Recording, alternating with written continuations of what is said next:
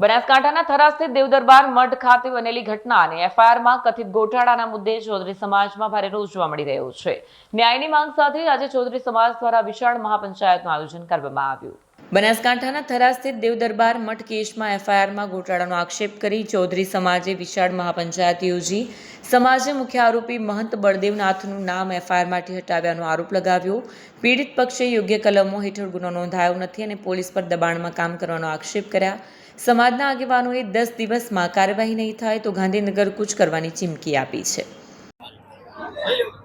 આજે પૂરા ગુજરાતને ખ્યાલ છે કે છેલ્લા 20 દિવસથી ચૌધરી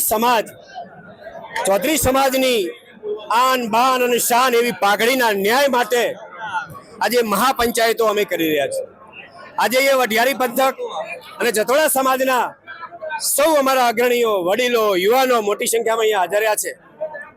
અલગ અલગ પરગણામાંથી પણ સમાજના અમારા અગ્રણીઓ, યુવાનો આજે આ મહાપંચાયતમાં હાજરી આપી છે અને અમારી એક જ માંગ છે, જે પ્રકારે હજારો કરોડો લાખો લોકોની શ્રદ્ધાનું કેન્દ્ર દેવ દરબાર મઠની અંદર અને મઠમાં વહીવટ કરનારા મહંત એક ચૌધરી સમાજની અદાવત રાખીને અમારા આગેવાનનું અપહરણ કરાવીને અને મઠની અંદર લઈ જઈને જ્યાં લાખો લોકોની શ્રદ્ધા છે એવા શ્રદ્ધા કેન્દ્ર ઉપર ઢોર માર મારે, નગ્ન કરે, બંદૂક ભીડાવે, જાનથી મારી નાખવાની ધમકીઓ આપે, છતાં પણ 5 દિવસ સુધી અમારી ફરિયાદ લેવામાં ન આવે, પોલીસ સ્ટેશન છાવરતું રહે અને ન્યાય ન મળે, એટલા માટે અમારે આ મહાપંચાયતો આજે અહીંયા કરવી પડી છે।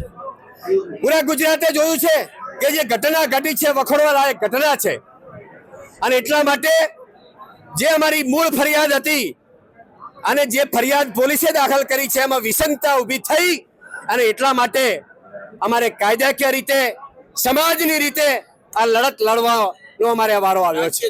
ન્યાયના માટે જે આ પ્રકરણ થયેલું છે 11 તારીખે 11/7 થી આજે 21 દિવસ થયા છે, મને જે ન્યાય નથી મળ્યો, જે બળદેવનાથ માથે એફઆઈઆર કરેલી હતી એ એફઆઈઆરની માલિમકાથી જે અમને નામ આડાવડું કરી અને મેં નામથી કાઢી નાખ્યું, તો ગોટાળા ચડાવ્યું છે। એ એફઆઈઆરમાં આ સમાજને મેં એમ બોલાવી હતી કે હજુ સુધી એફઆઈઆર થઈ નથી, એફઆઈઆરમાં એનું નામ નહીં દાખલ થાય ત્યાં ઘડી હું આ જપવાનો નથી। મારી માંગ એવી છે એક જ કે આ જે એફઆઈઆરમાં નામ એનું કાઢ્યું, એફઆઈઆરમાં નામ દાખલ થાય અને એને આરોપી તરીકે ઠરે એવી મારી માંગ છે। માંગ નહીં સ્વીકારે તો હું અહીંથી ગાંધીનગર જઈશ, આવીને અમે દસ્તાવેજની ચાલન આવી રીતે ફરી ભેગા થઈ અને ગાંધીનગર જઈ અને મારો ન્યાય નહીં મળે ત્યાં ઘડી મારી લડત આવી રીતે ચાલુ રહેશે।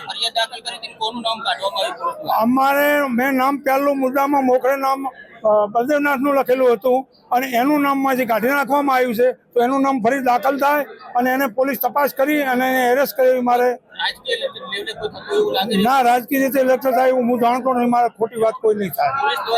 પોલીસ દ્વારામાં ગમે તે થતું હોય, પોલીસ દ્વારા કર્યું છે એને ગમે તે પોલીસનો ઇશારો હોય, હવે પોલીસમાં ગમે તે રાજકીય દબાણ હશે તો આવું થતું છે, નકશો કેમ ના થાય?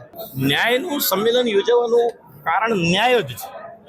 જ્યારે ઘટના ઘટે છે, ભોગ બનનાર પોતે પોલીસ સ્ટેશનમાં જઈ અને કહે છે, વિડીયો એના ઘટનાના પુરાવો પણ છે અને છતાંય પુરાવા હોવા છતાંય પોલીસ પ્રશાસન ઘટનાને મૂળભૂત રીતે લેવાની જગ્યાએ ફરિયાદમાં વિવરણ જે કરે એ વિવરણમાં વિસંગતતા રાખે તો સ્વાભાવિક રીતે ન્યાયની માગણી કરવા માટે સમાજ નીકળવાનો છે। ફરિયાદ જે દાખલ છે એ પોલીસ પ્રશાસને થરા પોલીસે લીધી છે અને એમાં મુખ્ય આરોપી તરીકે કાવતરાના મુખ્ય સૂત્રધાર તરીકે મહંત બળદેવગીરીનું નામ છે અને એમાં પોલીસે એમનું નામ લખ્યું નથી। બીજી વાત છે, જે લૂંટ થઈ છે 15,000 રૂપિયાની, એ લૂંટનું પણ વિવરણ એફઆઈઆરમાં કર્યું નથી। તો આ બંને બાબતો છે, એટલે સમાજની માગણી છે કે મુખ્ય સૂત્રધાર જે છે એમનું પણ ફરિયાદમાં મુખ્ય આરોપી તરીકે નામ લેવામાં આવે અને લૂંટ જે થઈ છે એ લૂંટને પણ ફરિયાદમાં દાખલ કરવામાં આવે। વિડીયો જર્નાલિસ્ટ ભરત સતવારા સાથે સત્યા ટીવી ન્યૂઝ પાટણ।